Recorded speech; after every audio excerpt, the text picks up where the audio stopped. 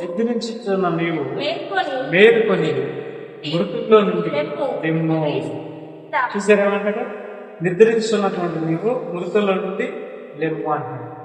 అంటే మనిషి మరి నిద్రిస్తున్నాడంట. ఏం నిద్ర? పాపం అనే నిద్రలో ఉన్నాడంట మనిషి. ఈ పాపం అనే నిద్రలో నుంచి నువ్వు లెమ్ము అంటున్నాడు. లెమ్ము, క్రీస్తు నీ మీద ప్రకాశిస్తున్నాడు, నువ్వు లే అని మృతుల్లో నుండి లెమ్ము అంటున్నాడు. అంటే అర్థమేంటి? ఈ లోకం అంతా ఎక్కడ ఉంది? దుష్టుడి యందు ఉన్నది. మనుషులందరి గురించి ఏమంటారు? రోమపత్రిక 3:11 ఏమంటారంటే, అందరూ పాపం చేసి దేవుడు అనుగ్రహించు మహిమని పొందలేకపోతున్నారు అన్నాడు. అంటే అందరూ ఎక్కడున్నారు? పాపంలో ఉండరు. మా పాపంలో ఉన్నారంటే మృతులుగా ఉండాలి, అంతేనా? ఇప్పుడు క్రీస్తుని నమ్మినటువంటి మనం ఏమంటారంటే, నువ్వు మృతుల్లో నుండి లే అంటున్నావు.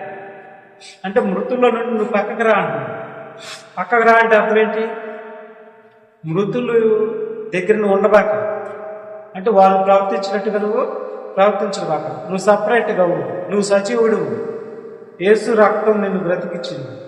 నువ్వు మృతుడు కాదు, నువ్వు సజీవుడు. మరలా ఏంటి మృతుల్లాగా అయిపోతున్నావు? మరలా ఏంటి చచ్చిపోతున్నావు? ఏంటి నువ్వు? క్రియల వలన అని చెప్పి క్రీస్తు నీ మీద ప్రకాశిస్తున్నాడు. నువ్వు మృతుల నుండి లెమ్ము అంటున్నాడు.